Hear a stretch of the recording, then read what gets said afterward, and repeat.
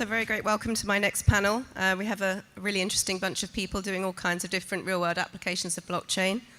On my left, we have Anastasia Andrianova. She's the founder and CEO of Akropolis Decentralized. She's going to be looking at reforming pensions infrastructure. We have John Monarch, who's the founder of Shipchain. He's a logistics background and is looking at how blockchain can revolutionize the supply chain. Then we have Nick Martyniuk, who's the co-founder and CEO of WePower network. I hope I said that correctly in terms of pronouncing your name, looking at how we can trade energy more efficiently and effectively.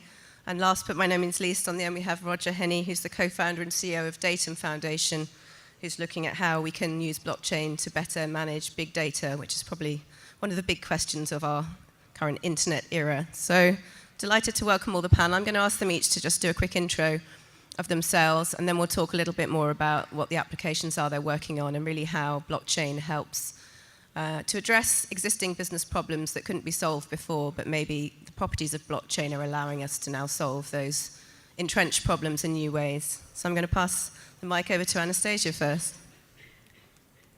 Is it working? Hello. Yes, Hi. It works. Hi, thanks, Helen. My name is Anna. My background is in private equity and fund management.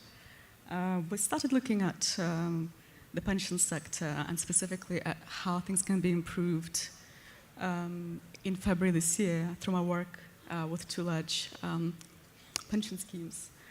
As somebody who's been on the buy side for most of my career, it was very apparent to me that the use case is just absolutely obvious.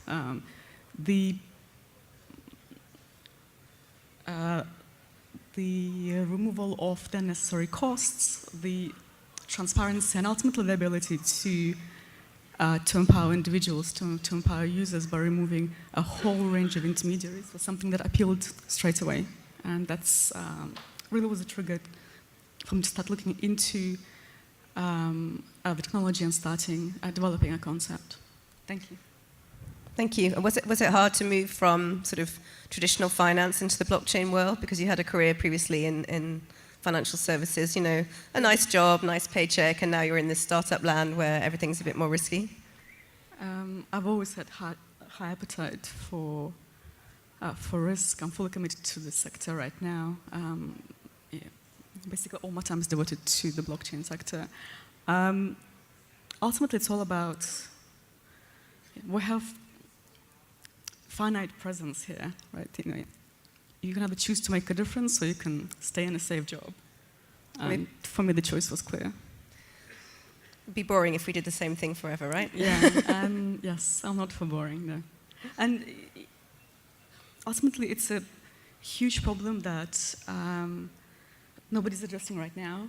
The solution is impossible in the confines of the current system. I mean, the mathematics simply doesn't add up. I find myself in a situation where I could talk to the boards of pension funds, to the executive chairman of pension funds about the concerns, the issues, and at the same time, it's clear that the younger generation, millennials plus, simply have no trust in the system. You know, there's no desire to participate in it. So what was very obvious to me is that a new solution has to be engineered, and I focused on bringing together the smartest people from the blockchain universe, from the finance community to start working on that. Thank you so much. John, I mean, when it comes to shipping and logistics, the supply chain is one of the sort of best use cases that people say for blockchain, and since it ticks all the boxes of what a good use case for the blockchain is. So how do you find sort of quite traditional industry like shipping and freight comes to view blockchain as a newcomer on the block? They really see it as a very strong up-and-coming technology. It's a very old industry is some of the problems with it, though. So you have some pushback a little bit from the industry in general, being a nearly $10 trillion a year industry globally and about 10% of the United States GDP. But at the same time, you have most people are very interested in looking at it from a perspective of this is going to solve all of the, not all of, but many of the largest problems that the industry faces, including visibility into track and trace, custody problems, and things of that nature. And we talked a little bit yesterday, just over dinner, about the customs issue, also that there's a lot of paperwork and regulatory kind of bump involved in shipping and logistics. So is that something that you're also looking into? It is, and involving the regulators in the process with shipping and logistics is very important, especially in this blockchain world. So involving regulators in that, giving them access to private keys to shipments that require their approval, certain things that are dangerous goods, things that are crossing borders, and of that nature. And turning to Nick, I mean, the energy sector is one area where maybe proof of concepts in blockchain is sort of advancing faster than some other sectors. So tell us more about what you're doing and how you think blockchain is changing the game in the marketplace. So us and our team, we are in energy business for a long time. So I'm developing renewable energy projects for the past 10 years.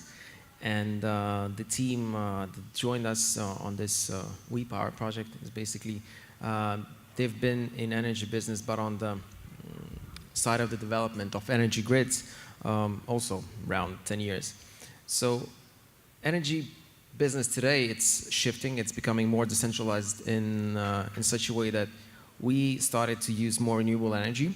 And this means the change is happening to how energy is produced. We have less of traditional energy capacities now that we're producing energy out of steam, and we're switching to 100% renewable energy. So this is the long goal for everybody to become as carbon neutral as possible, but it involves changing the way how we produce energy and how it is being delivered to people.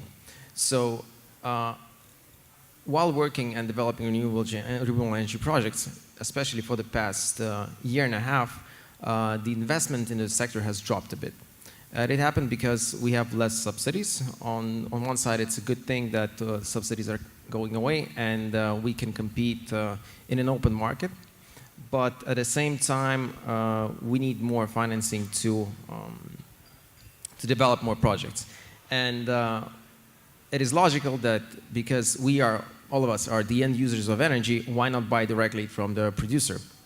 So what our platform allows people to do is basically to invest directly in the project they like and buy energy from it, and the energy will be delivered to you. If we're not in the country where you're buying, let's say, smart contract from, then you can basically sell it on the marketplace, and somebody else will get the energy. This is the way a decentralized system works, and it's becoming more and more applicable. So energy is a hard business. It's also a very old business, and it's really hard to change it. So the first way how to change it and optimize it is basically bring the transaction volumes up. This is the first thing we're trying to build. So there will be enough transactions to actually enable the peer-to-peer trading between people. So you'll have both a kind of consumer application, but also a kind of enterprise.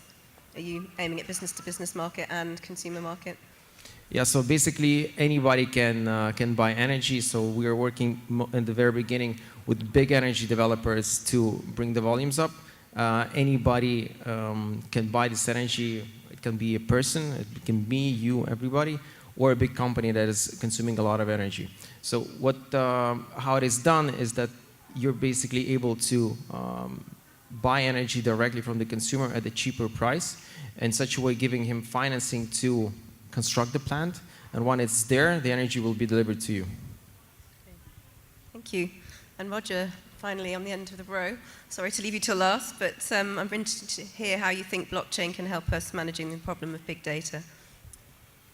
Yeah, so we are building a decentralized database for structured data, and the problem we're tackling is that many of these large companies, Google, Facebook, Uber, Equifax, are building these large data silos, and they're very bad at actually safeguarding your data. So Uber just made an announcement a few weeks ago. They lost 57 million user records. Equifax lost 143 million every second Americans' personal data.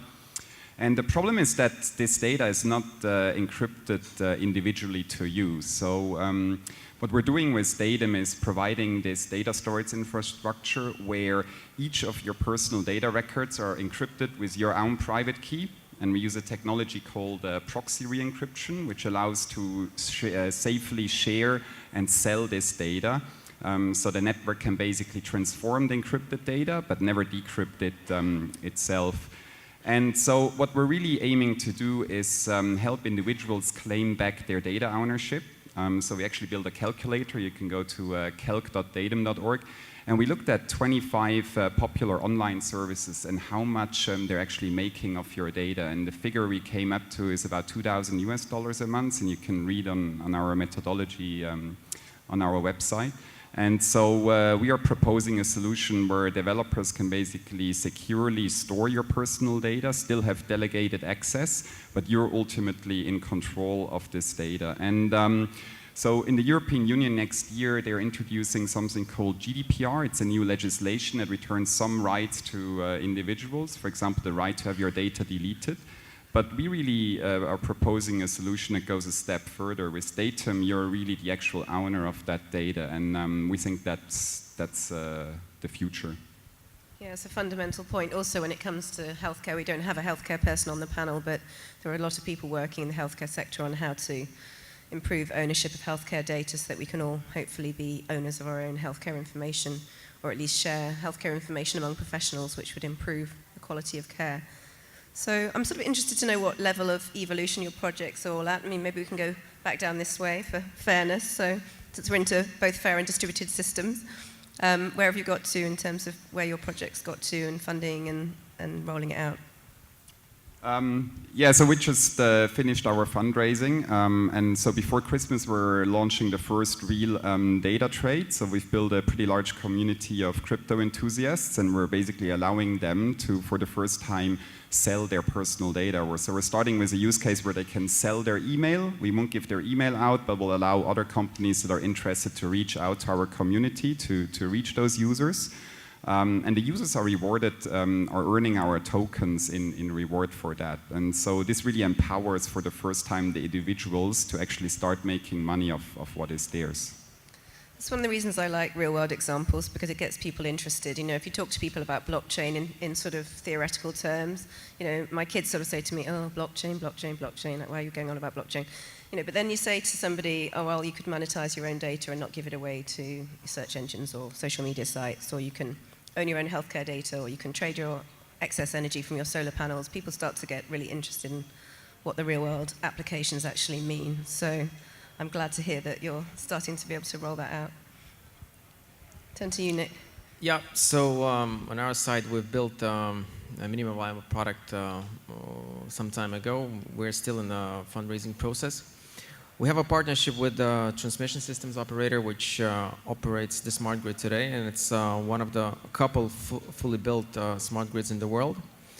So it gives us a great opportunity to test out what we want to build. After that, we're moving to our first target market, which is Spain. We have a pipeline of projects there with our partners. This will allow us to test everything, how the platform works before scaling up the product. So we're in our early stages still. We have tracking and tracing on smart contracts. We have a pilot partnership with Purdue Farms. They're about a $9 to $10 billion a year company in the United States and around the world that does agricultural business, chicken, grain, things like that. So a lot of their headaches have been around the Food Safety Modernization Act in the United States, which has recently been becoming much more strict on a lot of these companies. So what they need is to have that availability of a unified tracking system to show, including an IoT type of setup where, okay, it was this temperature in the trailer, it stored this goods prior, and we know exactly every bit of information that came from that shipment.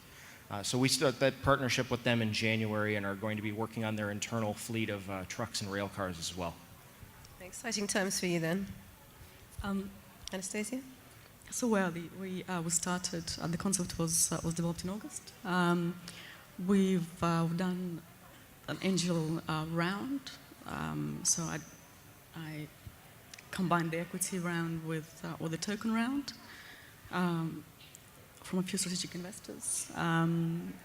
We are finalizing our POC and alpha right now, and in talks with several funds regarding the seed round.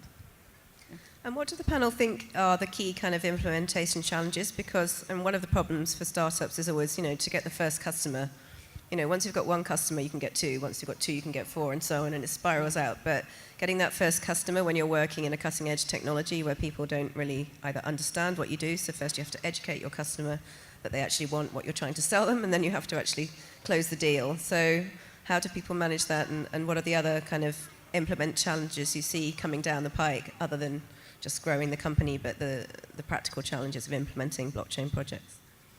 Shall I take that? Yeah. Sure. So on our side, the focus is twofold. It's individual user base, so people, and the institutional user base. For the institutions, the engagement process is very much through talks, through workshops, through discussions. They have to see it's very important to maintain the development of the individual user solution, simply because it's only through seeing that they can be disintermediated that institutions will actually sit up and listen. Yes, outreach, education, workshops is a very, very big part of that. And ultimately, designing an exceptionally user-friendly product is a huge part of our focus. And as I'm sure everybody in this room is aware, good UX, UI is worth its money multiple times over, especially in crypto. And the thing you show doesn't necessarily even have to work, right? So I went to a workshop once about a real-world implementation of a multi-party blockchain project, and they said, we created a sort of app. It wasn't really real, and it didn't really work, but it looked like the end product that we were planning to create. Yeah, just a mock-up. Yeah, and that's what sold the project, that people can see, something on their smartphone that they could use, even if it works or not, but they get the idea.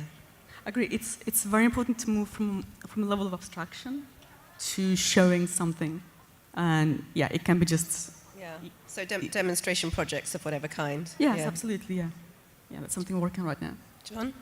So we have a very unique implementation challenges from both aspects, but we have to take both a top-down and bottom-up approach to this, simply because from the top-down perspective, you have to look at these major corporations, these fleet owners, these retailers, producers, manufacturers, et cetera. But the bottom-up approach, and we're looking at, of course, multimodal, so everything from air, ocean, rail, trucking, but there's a lot of independent actors in the ecosystem. So for instance, in the United States alone, trucking is an $800 billion a year industry. There are 350,000 independent owner-operators that own their vehicles and drive as an independent company, out of a total 4 million truckers in the US. So these people basically set their own business, and you have to work with them to actually make them want to join the ecosystem as well. So that's where we're looking at a rewards program for these drivers and these stakeholders in the ecosystem. And I guess if you have kind of advocates and evangelists in your community, you don't have to then do all the education yourself. You're also building a wider community that can educate others and spread the whole project out. Exactly, and word spreads very quickly among these drivers, so it's very helpful. They have to do something while they're driving, right? They chat to each other. Nick? So, as I mentioned before, energy is a very old business. So, to do well here, you have to engage the companies that are operating the distribution systems and transmission systems. In our case, we decided to go this way straight away. We partnered with a transmission systems operator that has a very good infrastructure already in place, and because we not only want to solve the problem of the renewable energy sector, but we want to make it a scalable solution to work in more or less every country in the world. So systems operate in a similar way. They have some nuances in one country to another, but the principles are there for a very long time and they stay constant. So we partnered up with an Estonian company and started working on how we can not only work on the solution, what we provide to the customers that want to buy cheaper green energy and develop more renewable energy projects, but also how can we help the grid to do this transition from 24% renewable energy today to 100% in the future. So it requires work with them, and if you don't partner with them, basically it will be a very limited implementation. You could work out the microgrids, that will work fine in small communities, but if you want to provide a big robust solution for the future, you have to partner up with them. And in our case, we started working with one, and now more and more companies approach us to start working on the solution that can be implemented with other distribution and transmission systems operators as well. So in your industry, it's partly about kind of intra-industry partnership building and collaboration, and also creating some kind of standards maybe for allowing people to use your platform and to work together.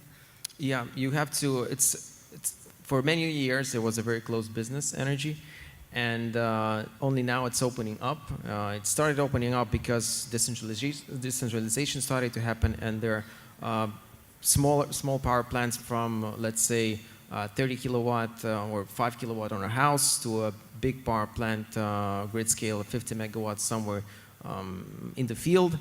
The partners that we have in Spain now, they are developing a pipeline of 1 gigawatt, which would, in Spain, for example, would power 450,000 households for a year. So if you want to build a big solution, you have to work directly with them and build the partnerships to have them in place. So the project that you're working on, it could be very great that you'll have a chance to implement it fully. And Roger, in terms of your data solutions, I mean, you talked about GDPR, which was interesting. So there's various regulations in different countries about what data can be held about you. And in some senses, that might even drive a market for you, you know, because blockchain might be a good solution to the problem of that type of regulation, because it's very hard for companies at the moment to actually manage how to implement things like the GDPR regulations. Yeah, so first of all, for us, there are some real-world problems, and we try to make a mass market solution, and usability is really key. But just a very simple example, for a user to get onboarded, if the user needs to call a smart contract function in your Ethereum token or contract, he basically needs to have Ethereum. He needs to pay the transaction cost in gas. And so it's not really feasible to, at the moment, expect the mass market customer to go out there and get himself some Ethereum, right? Fiat to crypto is still pretty broken. So there's some fundamental problems like that. There's transactions per second on Ethereum. It's really not very fast. And there's various blockchains that propose faster transactions, but some of them are sacrificing decentralization, so they're adding some centralized elements. And so I think that really brings me to this big point. If you use blockchain, the reason to decentralize must really be the most critical aspect of the whole system, because blockchain is actually a kind of horrible development environment. You can do everything almost much better on a centralized system. So if there is really no reason, no super important aspect why you need to have a decentralized systems, users will simply not want to put up with the usability shortcomings that we currently have. And so yeah, I look forward to the next year and see, you know, what Ethereum comes up with and which of these alternative blockchains become mature enough and which ones find a real decentralized solution to scaling transactions, for example.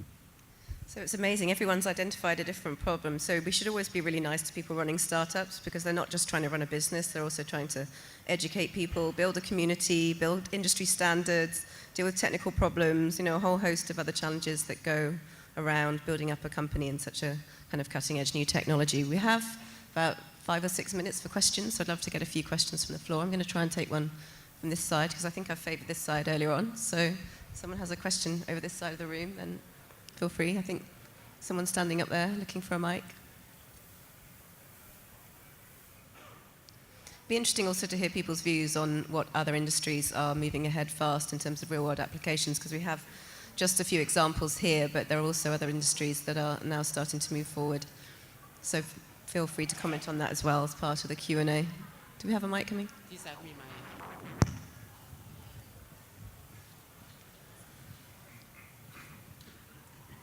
If you can say where you're from as well, that would be great. Hi, I'm Gangadhar, working for a startup in India, and I have a question for John. I'm not sure if you were. I'm not sure if I misheard you. You mentioned that your product gives access to the customs officials for the private keys of the shipments. I didn't really understand how that works. Why would they need the private keys, and how that works in your product flow? So the information, such as the bill of lading, will be stored actually within the smart contract. Any sort of information that might be pertinent for those customs officials to have, such as the HST classification for import tariffs, what the good is itself, if there's any sort of toxicness, paperwork that needs to be filed and things of that nature, to just streamline the paperwork essentially. Next question. Looking for hands up. You see any hands up? I can't see anyone. Wait. Oh yeah, at the back there, lady in the white top. This is for Oh, man, Nikolaj. sorry. I see you had long hair. Just out of curiosity, are you experiencing where you're at now? Are you getting more pushback from the renewable industry energy sector or from the fossil fuel energy sector? Well, I wouldn't say that there's a push against renewables anymore.